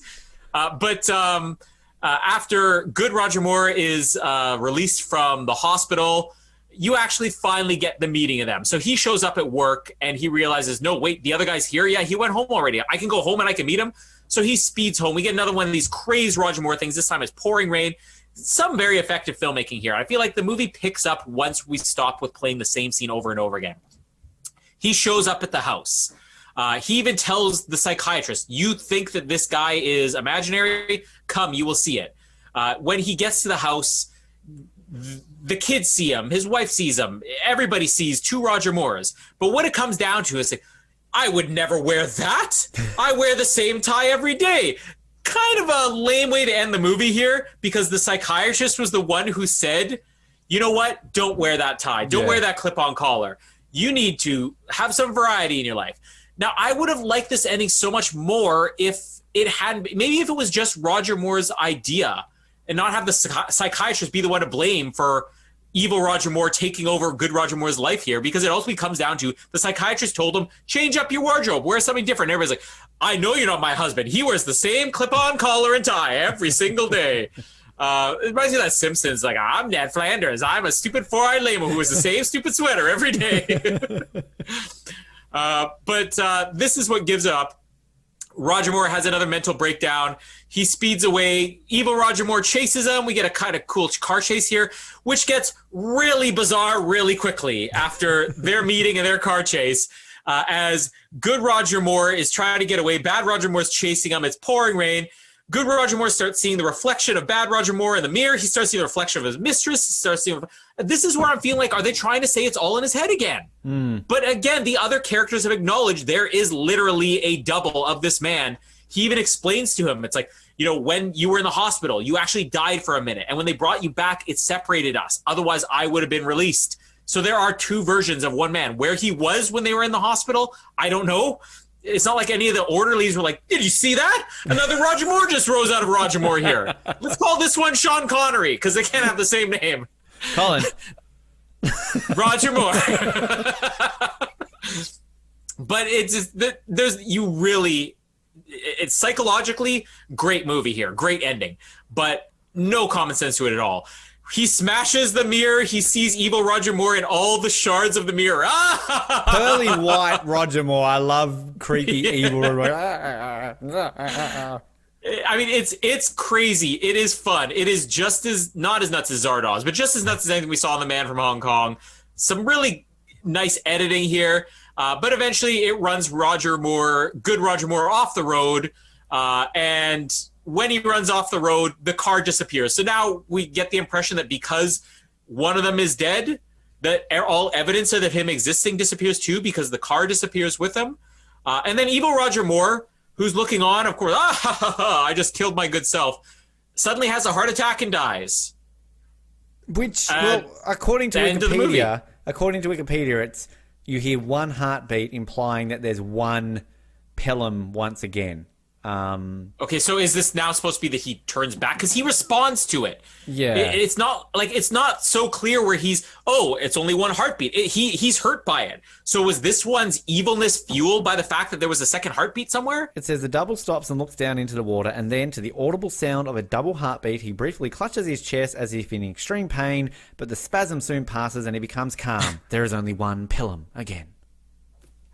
Sure. We needed Wikipedia to understand Zardoz. I didn't think we would need Wikipedia to understand The Man Who Haunted Himself. And I've also got to say here, I feel this movie is incorrectly titled. This should be The Taking of Pelham 1, 2, 3. Yeah.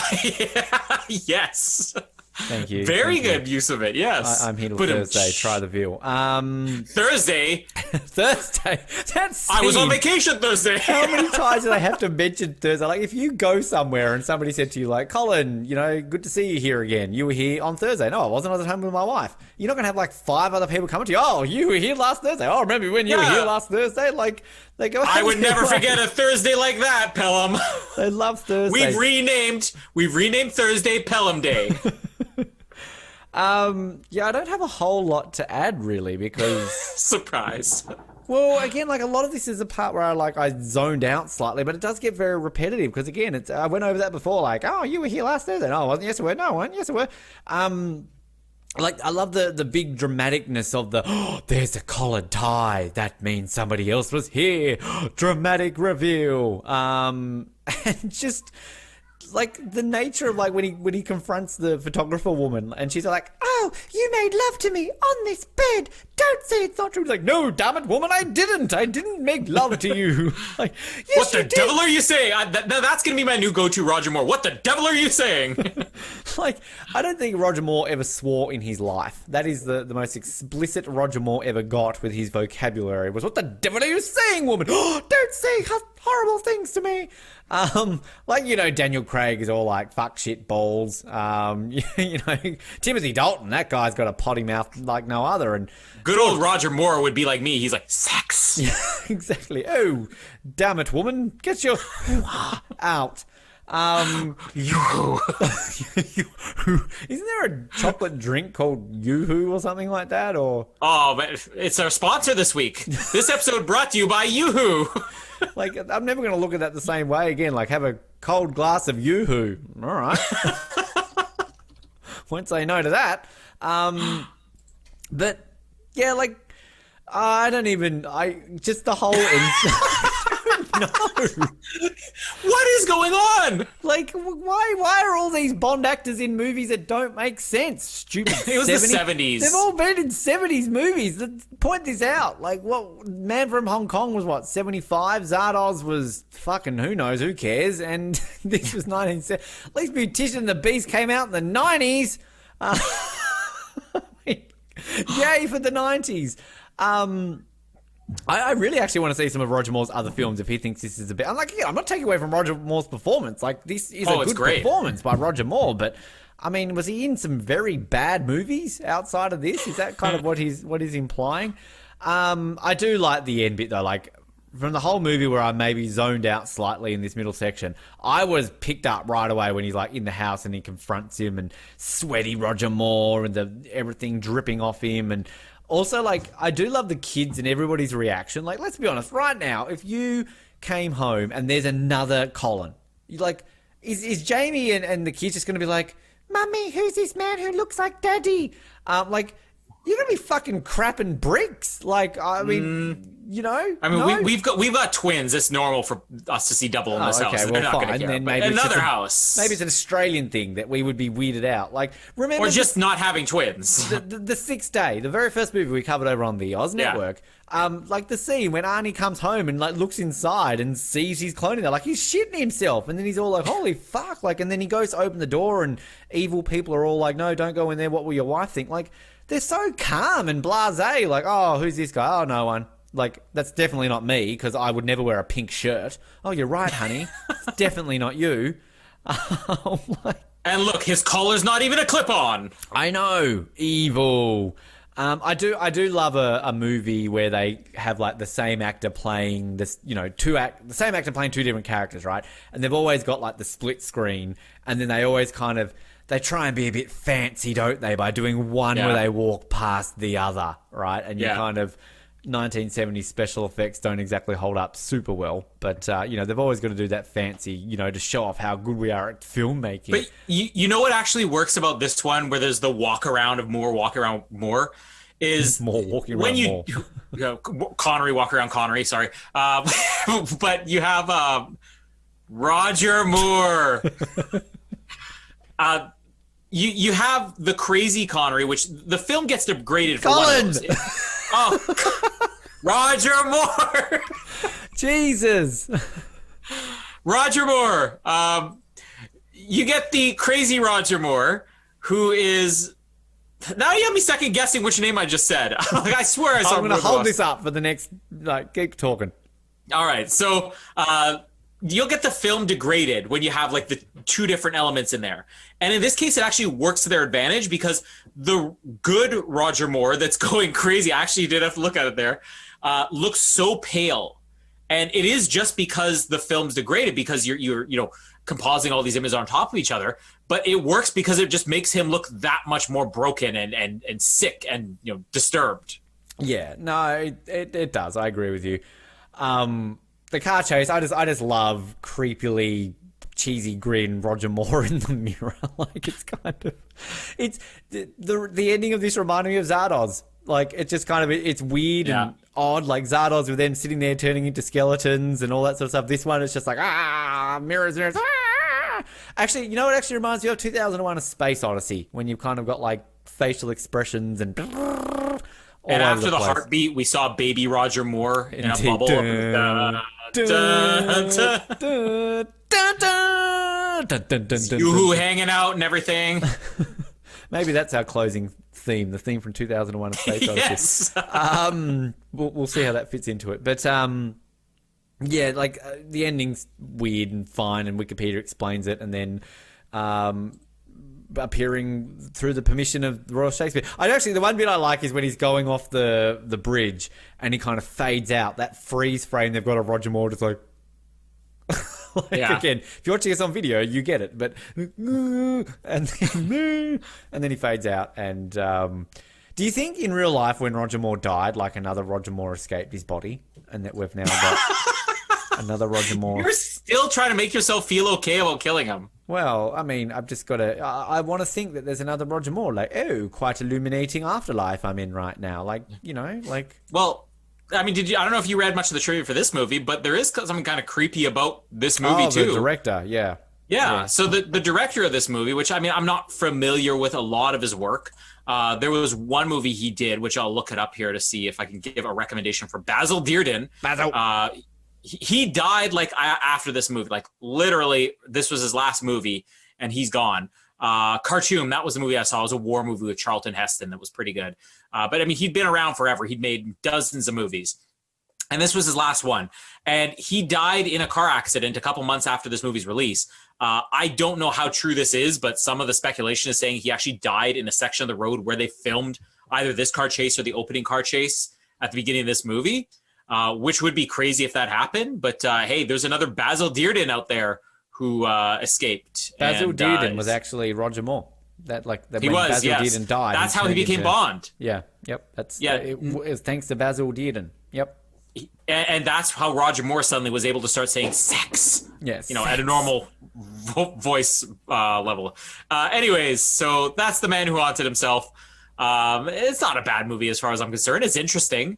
I would really like to see a remake, but do we want to do rankings here? You're in control of this episode, Colin. Let's do what rankings. Clip are we hearing? Are we hearing Am I hearing rankings?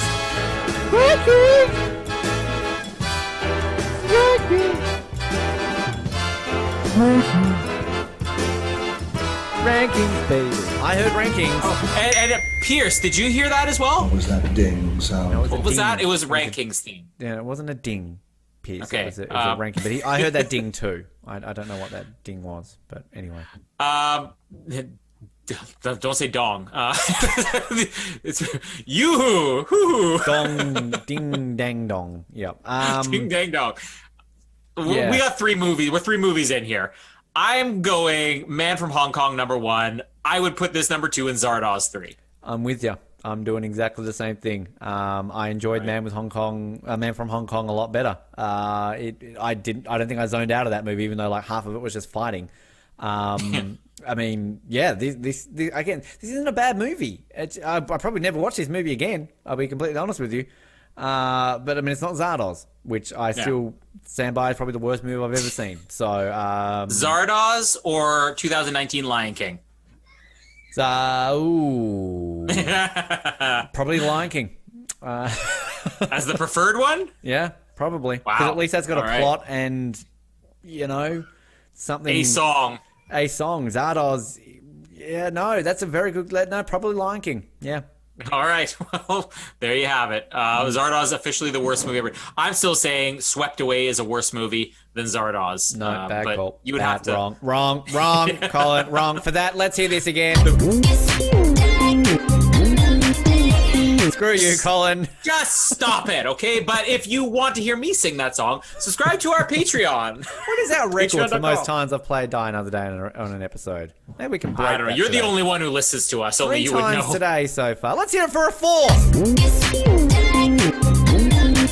Yes. You know what? That's the end of this episode. We are done. No more segments. Canceled. Patreon I canceled. just love the fact that Colin has to edit this into the video every single time. So fuck it, let's play it again. This is great. That's why this video is being released a month after the episode's released on Colin's Apple like, Podcast, Stop it, man. Stitcher. Too much editing. What else? We got to go through box office here. If we can even find a box office. Let's hear. This is the falling off the chair. Listen to this. Box office. And Peter Travers, he is a stupid idiot. But don't read his stuff. There it is. Falling off the chair. Classic Noel. Now, correct me if I'm wrong. I should have listened to the song there, but it's box office and Peter Travers in the same segment. Man is a stupid idiot. Yes. Okay, I can't find Peter Travers. I only find 3 actual reviews here. I'll read all 3 of them because the third one is great. Okay, on Rotten Tomatoes, this movie holds a 55%. That's just the audience score, so they don't even have a critic score, but 55 is not awful. But 3 professional reviews here. So Matt Brunson, who we're going to assume is also a stupid idiot, is from Film Frenzy, says the man who haunts himself doesn't even get the title right in his review. Maintains interest throughout with his intriguing storyline, although the final moments avoid the perfect ending for one that's slightly less satisfying. I agree with him, but he gave it 3 out of 4 stars. Not bad. Sarah Boslaw of the Arts STL says, I do not understand this at all. All right. Everyone is British to the hilt, to the point where you may suspect, as I do, that Dearden is having a bit of fun at his countrymen's expense. So they're basically saying they're ripping, like, this is the 70s. Everyone was that British in Britain, right? Like, it wasn't until the dirty 80s where everybody stopped being British. It's Britain, and she's like, everyone's so British in this movie. Okay. And then my favorite here, Emmanuel Levi from EmmanuelLevi.com's rating says, quote, not available. Makes about as much sense in this movie. So there we go. Not Peter Travers, but it's something. Okay, quote not available. There's a T-shirt coming soon. T-shirts. What other segments do we have? Wow, you really don't know what we do on this show. I forget. Let's hear this. Mr. Kiss, Kiss, Bang, Bang. It's the Kiss, Kiss, Bang, Bang count, Colin. Okay. Yes. So, I mean, I've got a count of 1 because he technically kills himself. But maybe it's 2? Well, he technically fucked 2 women too, didn't he? Doesn't he? He ends up the double does. Oh, his I was going wife with the kills. Oh, right. Okay. I thought you were just doing everything. I mean, were you implying I thought he was masturbating throughout this movie? Well, let's just say that's 3 because he's not giving. He's not giving it to masturbating. He's not giving it to his wife. I mean, should this double? We know. I guess we have to go throughout the course of the movie. Sure, he conceived 2 children, but one Roger Moore did not give it to his wife for the whole time. The other Roger Moore had at least 2, but neither are on screen. So does it count? Yeah, it counts. It counts for Bond. They're never on screen. Well, I mean, we counted the sex in Man from Hong Kong, and it wasn't Lazenby, so that was I don't know. So kills 1, sex 2, martinis. It's now gonna be the sex bang bang. Yeah, it is. Martinis. I mean, he had lots of alcohol in this movie, but I don't think any of them were martinis, were they? No, so that's a 0. I don't know if we're going to get one of those. I am going to go out on a limb here, Colin Hilding, and I'm going to give James Bond a 1, because he actually says James Bond. So I feel we give that a 1. We have a James Bond in a non-James Bond movie from a James Bond actor. That's insane. So with that in mind, the total James Bonds of these 3 ones are 1. The martinis remain at 0.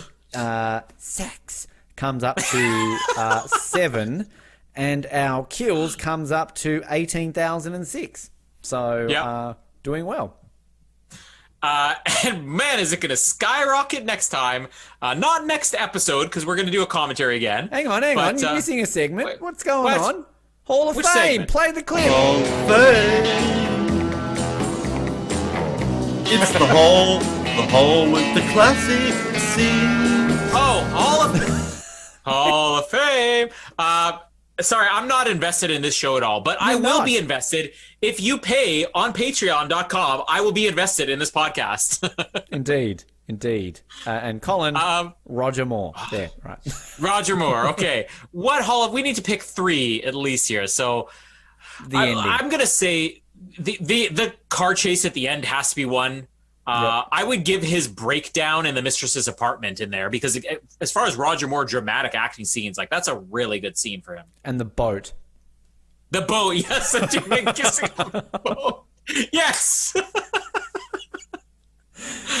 Oh, Best Hall of Fame ever.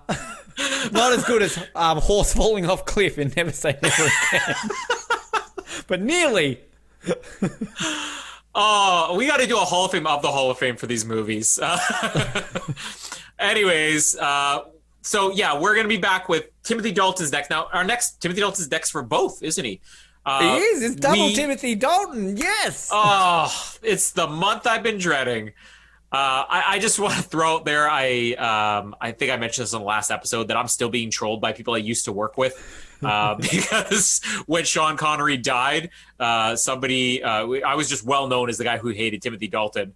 And somebody I work with said, well, at least we still got Dalton. And I'm like, no. That's why I never say anything about him, because he'll die and it'll be my fault. And I don't want Timothy Dalton to die. We're going to cancel the episode because otherwise Ben's going to kill Timothy Dalton. No, I will never say a bad word against my old buddy. Oh, buddy. We are going to be doing the License to Kill commentary next, which I'm actually excited about because this is the Bond movie I watched the least. I'm not Die Another Day. I watch that movie all the time. As much as I hate that movie, Die Another Day is my second least favorite Bond movie. I think my third least favorite was Diamonds Are Forever, which again, I know the movie by heart. I will go out of my way to not watch License to Kill. That is how much it is my least favorite Bond movie. But it always kind of makes it fresh and exciting when I do watch it, though, because it feels like a new Bond movie. Like when you're going through all the Bond movies the first time and you finally reach number 20 or whatever it is, and you're like, oh, okay, this is my last one. That's kind of sad. And you're seeing a new James Bond. There are things about this movie that feel like a new James Bond movie for me each time. So excited for License to Kill at all, Ben? I'm thrilled for License to Kill. I love License to Kill. I had this, I think, as high as 9 on our overall, but I bumped it down a couple of slots. This is one of those, I'm the complete opposite of you. I watched this movie so much. As a kid. I think this was one of probably the first 5 or 6 I ever saw, and I just would watch this movie all the time, and I love it. I really love this. It's kind of like Die Another Day in a way that I can see why people don't like it, but at the same time, I feel this is a lot better and Bondian than people give it credit for. Like whereas Die Another Day goes a little bit too far, I feel that Timothy Dalton... It's more grounded. This is more grounded, and I feel that people don't give it credit for what it actually does. I feel, this is I've always said about Timothy Dalton that Daniel Craig has helped Timothy Dalton become a better Bond, and I always feel like this is his movie, where this is kind of the one that I really think kind of it shows there. But no, I'm really looking forward to doing this, and I think you are hosting it, maybe? I can't remember. Maybe it is me. But it doesn't really matter on a commentary. We kind of speak the same anyway. But no, I mean, this is... When we get to Moonraker, this will be the same with me, though, of course. Like, this is one you ranked at the bottom. You're going to have things to say. When we get to Moonraker, I'm just going to shit all over it for a whole episode. So it'll be fun to kind of be on an episode where you've got somebody like me who really loves this movie versus you who doesn't. One thing I actually want to quickly add, too, before we talk about the next Bond film from a Bond actor. Our last episode, in all seriousness, we did our Sean Connery tribute episode, not that long ago now when we released this episode. But at that time, we had only had statements from, I believe, Daniel Craig about Connery. Pierce Brosnan, I don't think had at the time released anything. Lazenby had. But I've just looked it up. Brosnan did release a bit of a statement on his Instagram. Some website basically published it saying that he only said like a Noah, like a one-line thing. But miss you, Sean. I know this is kind of slightly taking a tangent, but I feel like it's important because I was just trying to find out if Dalton had released a statement since last I checked, and he has. So I'll get to that. But Brosnan said, "So Sean Connery, you are my greatest James Bond as a boy and as a man who became James Bond himself. You cast a long shadow of cinematic splendor that will live on forever. You led the way for us all who followed in your iconic footsteps. Each man in his turn looked to you with reverence and admiration as we forged ahead with our own interpretations of the role. You are mighty in every way as an actor and as a man, and will remain so to the end of time." That's quite nice. You know what? Just to add on there, we should clarify. Like me, Pierce actually thought he was talking about Roger Moore there. Yeah. When he said, Sean Connery, you were my James Bond. But well, so Timothy, because like Timothy Dalton doesn't do social media or anything along those lines, right? Neither does Daniel Craig, but obviously Daniel Craig being Bond, I guess, is probably he had a forced statement to from by MGM, like not forced to. I'm sure Daniel Craig's like, I'm not going to say anything about that bastard. I would rather slit my wrists than comment on Connery's death. like Daniel Craig is like the nicest man in the world, essentially, and yet here we are painting this picture of him. But so Timothy Dalton is clearly being contacted by the New York Times. And it says, in a brief statement to the New York Times, Timothy Dalton of The Living Daylights and License to Kill described Connery as a wonderful presence and a great leading man. That's it. That's all Timothy Dalton said. And a spectacular yoo-hoo. Yes. But I mean, let's be serious. Dalton's a bit of a private man. He doesn't do much anymore. I don't even think he does much theatre work anymore, does he? And he's someone who, whenever he does a random interview, he'll talk highly of being Bond, but it's something he's moved on from. So it's kind of nice that somebody's reached out to him and he's said something at least. So while we're on the page of celebrating Dalton. We're also going to get more Dalton after our commentary License to Kill, because we're up to him in our non-Bond movie rewatches with The Beautician and the Beast. And all I can say about this movie is, I think, what year did this come out in? Was it 97, 98? Yeah, mid-90s, 97. 97 it came Okay, out. so I don't think I had really gotten into the Bond movies at this point. I probably didn't even know he was a James Bond. But I knew that Timothy Dalton was in Beautician and the Beast. So maybe when I eventually watched the Bond movies like a year or so later, I was like, oh, is that guy from the Beautician and the Beast? Which I never saw the Beautician and the Beast. I just knew this guy, Timothy Dalton, is with Fran Drescher in the Beautician and the Beast, and people talk about him for some reason. It's going to be interesting because I have no knowledge of anything about this movie other than the fact that it's Fran Drescher and Timothy Dalton. And I'm guessing, as you're saying, it's going to be more coherent, that we're finally going to break our acid trip streak of Zardoz, Man from Hong Kong, and Man Who Haunted Himself. But I am slightly excited about this just because, as critical as I am of Timothy Dalton as Bond, and I am very critical, as you remind me, I will go out of my way to just dump on everything he does in a Bond movie. I actually really like Timothy Dalton as a comic actor, particularly in Hot Fuzz. He is absolutely hilarious in Hot Fuzz, and even in Toy Story, his voice. I think that this is a guy who fits comedy better, which is why it's so confusing that he's so humorless as Bond. So tell me that this is a funny movie and I'll get excited. I'm going to say it's actually been quite some time since I've seen this. It has been a long time, but I remember getting this as a kid, renting it because I was a big Nanny fan. And this also might have been around about similar to you. Like, I maybe didn't know he was Bond at this point, or I hadn't seen any of his things. So I remember seeing this more because of Fran Drescher, like in the 90s. But it was one of these sort of guilty ones that I would just randomly get and just put on and like have fun with it. And it would be on TV and I would kind of watch it. And it's maybe one of these ones that I think I've just gradually forgotten about over time. And it's kind of like Beethoven. I used to watch Beethoven all the time as a kid, right? But I couldn't tell you the last time I saw Beethoven. It's been so long since I've seen it. But from what I remember, this movie is just like one of those cheesy 90s comedies. It's never going to win any awards. You can see why people probably think it's a bit shit. But like, it's enjoyable. Like, it's just dumb, silly, enjoyable fun. And, you know, from what I remember, like, Timothy Dalton's great in this movie. Like, it's very The King and I. That's an old movie that I remember randomly using to watch as a kid a lot. I think it's just The King and I without the singing. But then you kind of had like a similar movie came out, a few years after this, like was it Princess Diaries or whatever it's called, the Anne Hathaway one, which kind of reminds me a little bit of that. I always like these kind of fish out of water sort of things where they get shoved into a situation like this. And, you know, I mean, it is basically the nanny movie, like Fran Drescher getting put into like a hoity-toity area and she's, I'm from Queens and, you know, all this sort of stuff. So, yeah, it was interesting when we looked at Timothy Dalton's filmography. We thought about, you know, Hot Fuzz and Looney Tunes Back in Action and even the Toy Story movies. We kind of thought about them. But I think this one stood out. We brought this up recently that I'd watched the 40-Year-Old Virgin, and kind of there's a joke in there that Paul Rudd does of like, I would rather watch Beautician and the Beast than watch this clip on your thing again. Like, this got Razzie nominations. It was a pretty big flop and got bagged out quite badly. But I mean, look, I've not seen Cowboys and Aliens. I've not seen November Man, so I can't really comment on those two movies. But this could be the most excited I have been to watch a movie out of these. Bring on Timothy Dalton. One thing actually with Timothy Dalton I've just realised too, over on the Oz Network, download now, we've just finished Brendan Fraser month. And we could have done Looney Tunes Back in Action because Brendan Fraser and Timothy Dalton plays Brendan Fraser's dad in that movie. Timothy Dalton actually is currently starring in Doom Patrol, also featuring Brendan Fraser. So Timothy Dalton and Brendan Fraser might be best buds. So we need to see what else they've got going on here, because this is a bit of a connection to our two shows here, and I like that. Maybe we'll do a Patreon on both the Oz Network and Double Oz 7, where we cover it, and we could do half the work and collect twice as much money. My goal is, like, I know our next 2 episodes are going to be Timothy Dalton ones, and unless we're going to do the George Lazenby tribute, because I've clearly killed him in this episode.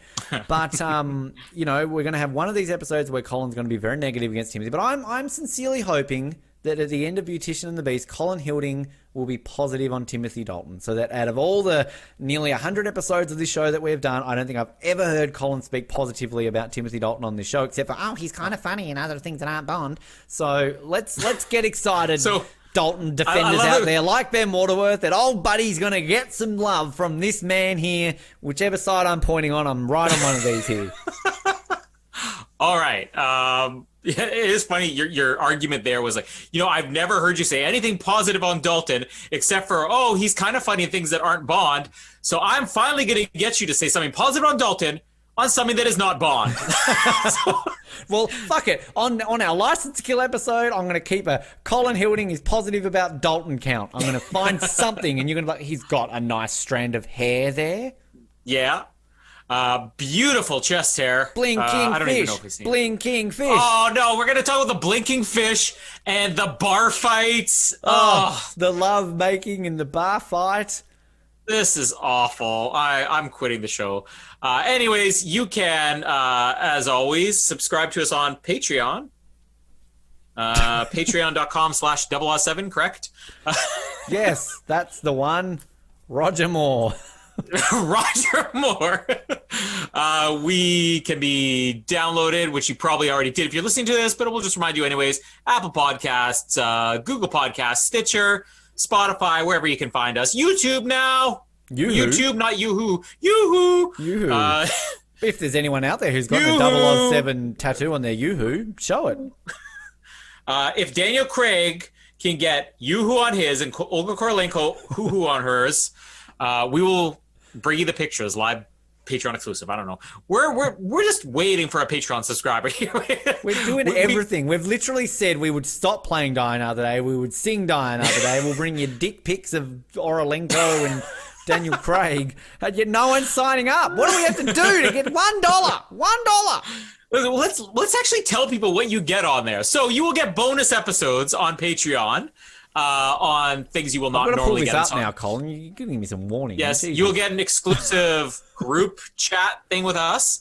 You will also get thing with us. You also get an autographed picture, depending on which level you sign up for. So you do have to go there, check it out. But you'll get an autographed picture of James Bond autographed by one of our hosts. So we're just going to make this very clear here. You can get an autographed Sean Connery picture signed by me, Colin Hilding. Now, because I said that, it's going to be a picture of Roger Moore signed by me. You can get an autographed picture of a James Bond actor signed by one of the hosts. The tier, so we've got Daniel Craig's little fingers for $3 a month, George Lazenby's guts for $5 a month, and Pierce Brosnan's chest hair for $10 a month. And yeah, we've got the bonus episodes on each of the groups, the Facebook group, a shout out on our website as well.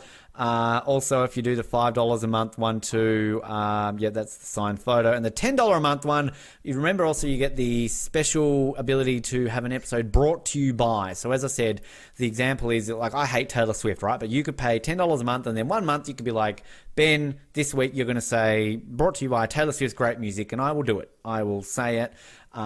Basically anything you pay us to say, we will do it. And like, in all seriousness, if you've got like a local business, yeah, like if you're, you run the Yoo-hoo factory and you can't afford advertising. I mean, this is $10 a month for advertising. Like, fucking, that's cheap, man. Like, both our listeners will probably go to your website. There's probably more traffic you're getting right now. Like we should probably pay $10 a month, Colin, so we can give a shout out to our own work, and maybe we'll get listeners. We should. Like, so yeah, it's, patreon.com/007. $3 a month, the cheapest. $10 a month, most expensive.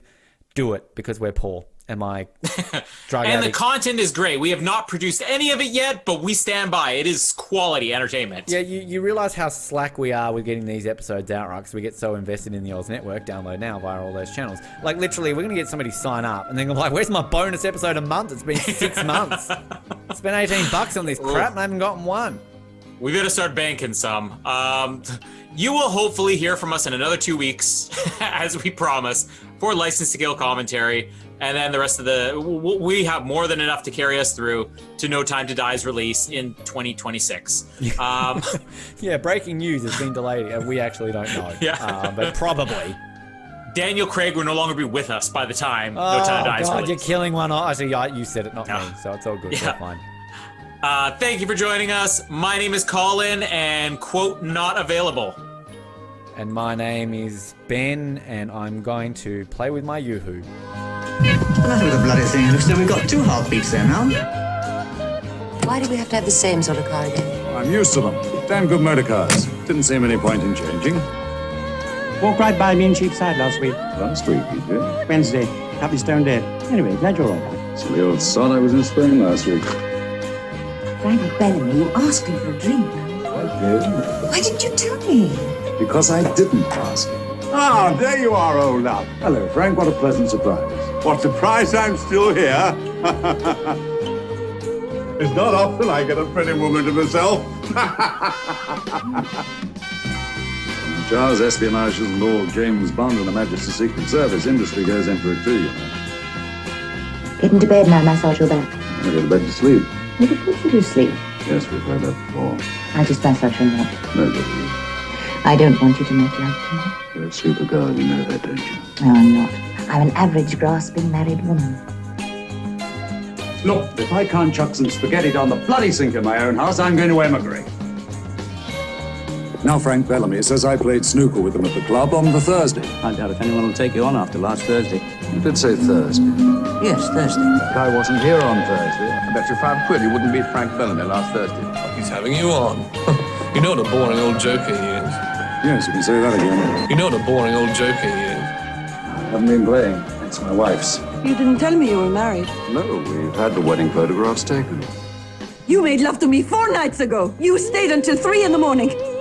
Who on earth are you? I'm Pelham. I am Pelham!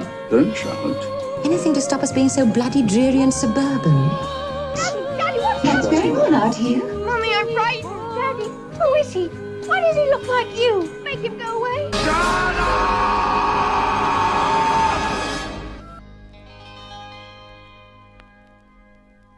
Why don't you get lost, you bloody great overgrown schoolboy? We're tired of your damn silly jokes.